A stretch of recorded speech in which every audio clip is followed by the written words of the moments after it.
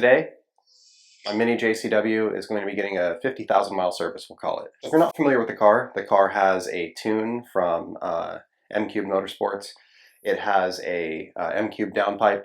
It has an NM intake, and then some other things, NM strut tower brace, and a bunch of suspension components as well. It also has Dynon coils and standard NGK plugs. So what I'm going to be doing today for my 50,000 mile service is I'm going to be doing an oil change. I'm going to be doing a manual transmission fluid change, and I'm also going to be doing a coolant change. They don't all necessarily need to be done right this second. I think the manual transmission fluid is actually at 60,000, and the oil, I've got like another 2,000 before that's ready. And the coolant, I think, was 50,000 or 60,000. It's right around there. I have like 52,000 on the car. I'm just going to do it all. Then I know that it's done. I know when it was done. And realistically, I'll probably have to do more oil changes in the amount of time that I'll own the car. But it's probably the only time that I'll have to do a transmission service or the coolant in my expected ownership of the car. Might get another one, but I generally don't keep cars incredibly long. All right, so let's talk about the products we're going to be using for engine oil. We're going to be using Liqui Moly Top Tec 6600. It's a 0W20, which is the weight that the car calls for. And importantly, the Top Tec Liqui Moly oil meets the BMW Longlife-17, which is the requirement for the Mini Coopers. So we're going to be using that. For the engine oil filter, we're going to be using a Hengst. Hengst is an original equipment manufacturer for BMW. The part number is E833HD321. My car has an NM intake, so I'm going to be replacing that with a new NM filter. And then inside the car, there's a cabin air filter, and we're going to be using a Hengst for that. E3950 LC-2 is the part number there. For transmission fluid, I'm going to be using Febi 75W80 GL5 gear oil. All right, so the first thing we're going to do is we're going to get the quick jacks out. We're going to get the car lifted up off the ground. If you don't have quick jacks, you can obviously do this on jack stands or other things. You do need to get underneath the vehicle. For the transmission fluid, definitely. The engine oil you could probably do from above with a fluid extractor, although there's no dipstick, so it might be hard to do. So I'm going to do that. Okay, so we're under the car. Now, let me just start off by saying if you're only doing an engine oil change, you don't need to take this carpet or fiber mat off.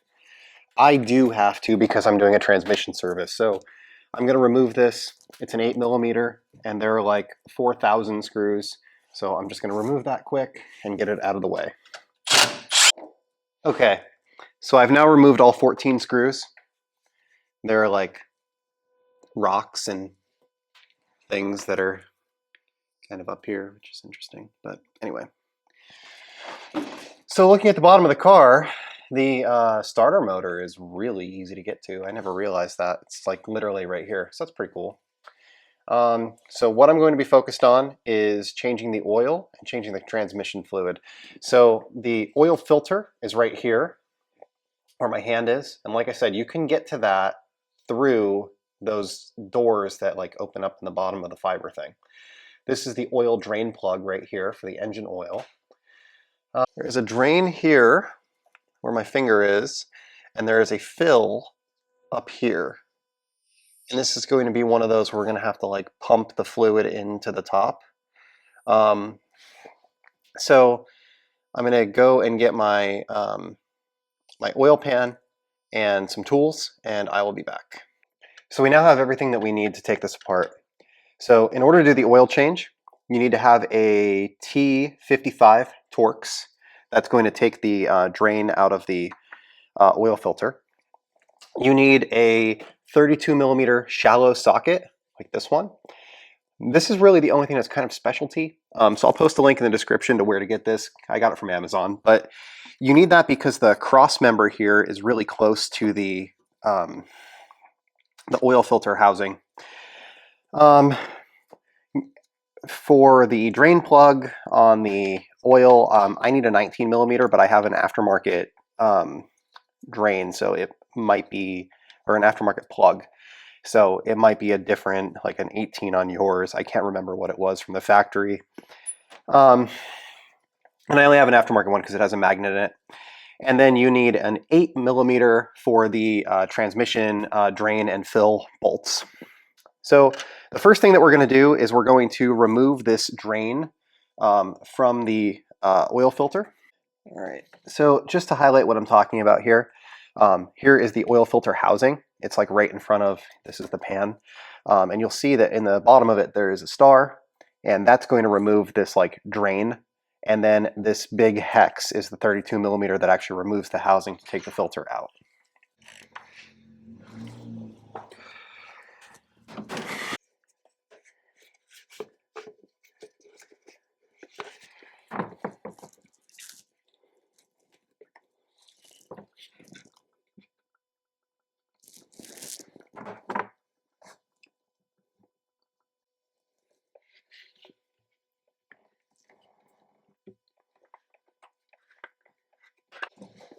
Okay, next we are going to remove this big 32mm nut.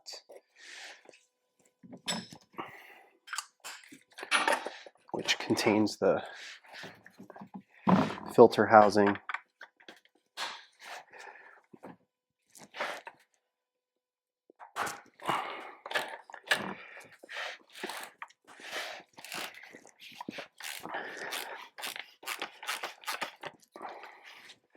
And this is plastic, but it's surprisingly tight. But because of the drain, you end up not getting a face full of oil, which is nice. You will get a little couple of drops like that. Okay, so when we open up this Hengst filter, which is E833H D321, what we're going to find inside is a paper filter with a plastic end and a paper end like that, and a little baggie. A little baggie contains three things: crush washer, O-ring, new drain for the filter with O-rings installed on it. We're going to take this is our old oil filter, and we're going to pop this off. It just pulls out, and it's plastic, snaps into place. And we're going to remove our drain that we previously removed if we reinstalled it. We're going to clean this out. Just get it nice and clean.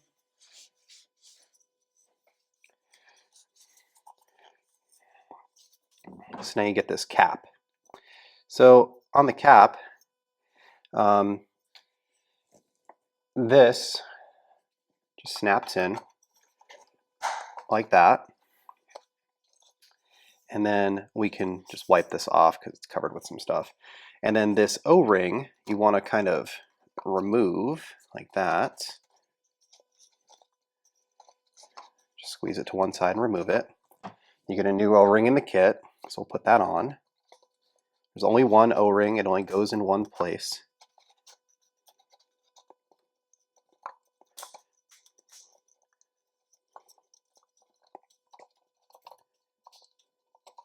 Okay, so that's now been installed. And then last but not least, we are going to screw this in.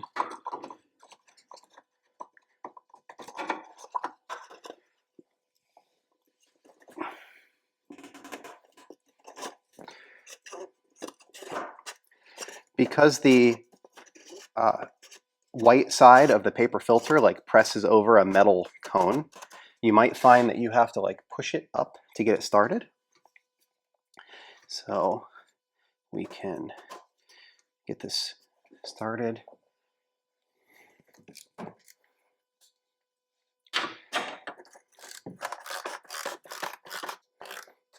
Okay, I've got that snug.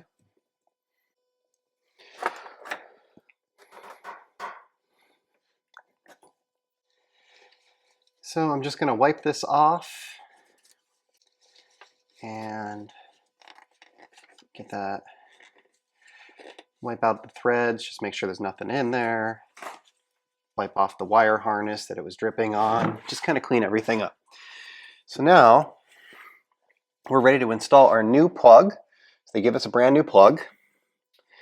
And I'm just going to take a little bit of oil here, put some oil on there are two O-rings. Just oil those up a little bit so they go in nice. And then we will get this started by hand. And this is only tightened to 5 Newton meters, so not much. I realize I'm using a 1/2-inch ratchet. Unfortunately, I have to because it's a T55 Torx. So that is now tight. So next we're going to drain our oil. So our oil drain plug is right here. That, like I mentioned, for me is a 19 millimeter. Just using the funnel to keep it from splashing. You don't need the funnel. This drain plug is a Mishimoto. I talked about it when I installed it the last time I did an oil change on the Mini. I'll post the link in the description again in case you want to get one for yourself. It does have a magnet on the end, which there's a little bit of stuff stuck to the magnet. Not a whole lot, but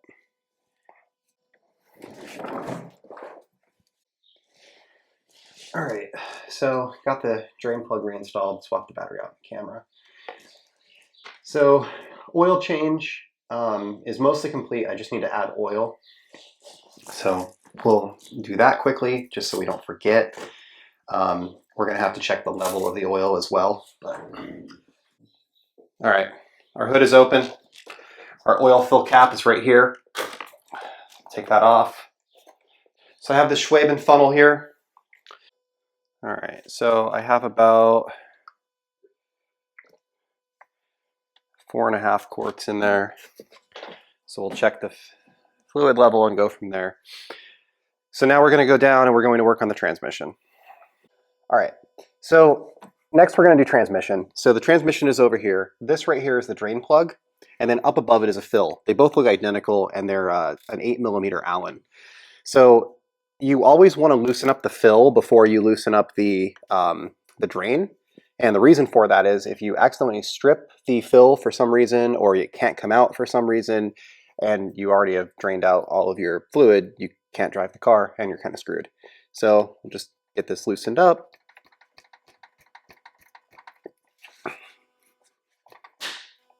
Just like that. So just crack the fill open like that. I don't have to open it and remove it all the way, but at least I know I can get it out. And now we can open up the drain like that. And we can move this over, and we're going to remove our drain. Actually looks really good. When's the last time you serviced the transmission? I never did. Oh. I don't know if it was done by the previous owner or not. All right, so at this point, the transmission fluid is draining out. We are going to clean up the cap and put it back on. So we've got our drain plug reinstalled.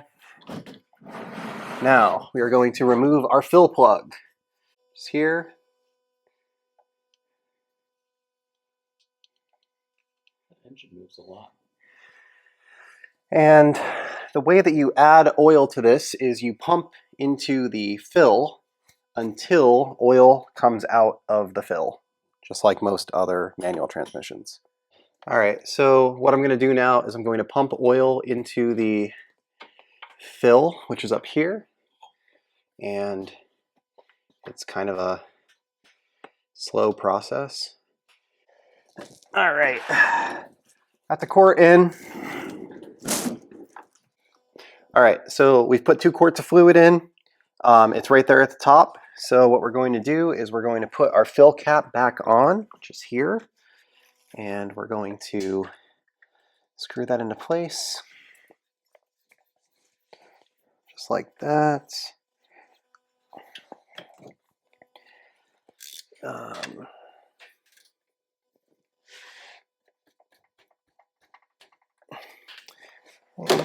So that's tight.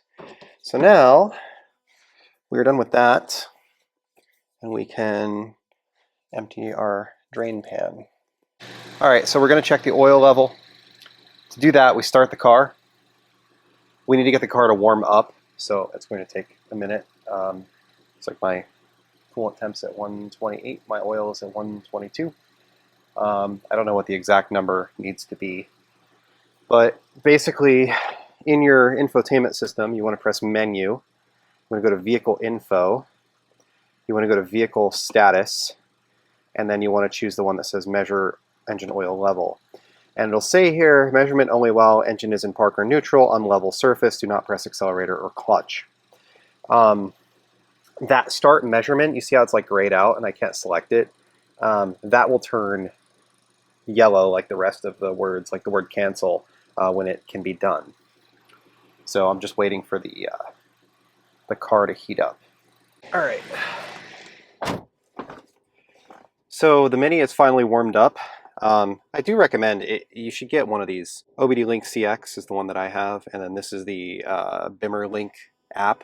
You can add a bunch of sensors to it. So I have like coolant temperature and oil pressure and a bunch of other things on here. Raw value oil level. So it can just help you when you're trying to figure out like how warm is the car, things like that. So now you'll see that my start measurement is green. It appears that that happened at 200 degrees of oil temperature. It's going to say measuring oil level. Okay, so that's really what you're looking for. You want your engine oil level to be at the max line, just like that. So I think we're good. I added about 5 quarts overall. So with that, I'm going to shut the car off. Note that the car is now hot, so trying to do other things can be potentially problematic. So at this point, I'm going to reinstall the liner underneath the car, and then we're going to call it a day. All right, so now I'm going to change the cabin air filter. So to do that, we're going to need a T15. We're going to go in the passenger side of the vehicle. In the kick panel here, we're going to remove this T15. There's only one. It's right there. Then this comes down just like that. So back here, there's a little trap door. There's a little tab that you need to, there we go, grab. And this flips open. And then the air filter is actually in. So this pulls out like that. Why are you replacing the cabin air filter? Because it's a service item. You change it every 10,000 miles. Okay, so we pull those out. This is what they look like. That one's way dirtier than that one. Never mind. And then they sit like this. So these are the new ones. And it says airflow this direction. And it doesn't really matter, like there is no top and bottom, they're identical. So we're going to insert the first one.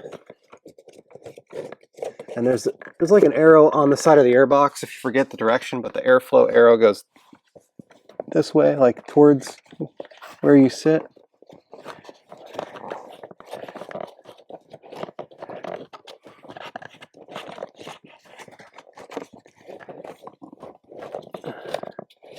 So that's that. And then we'll reinstall this. So the cover is now installed and the kick plate is put back into place, single T15 tightened. So the last thing I'm going to do is put the protective cover back on the bottom of the engine, and then that's it, all done. So thank you for watching and have a nice day.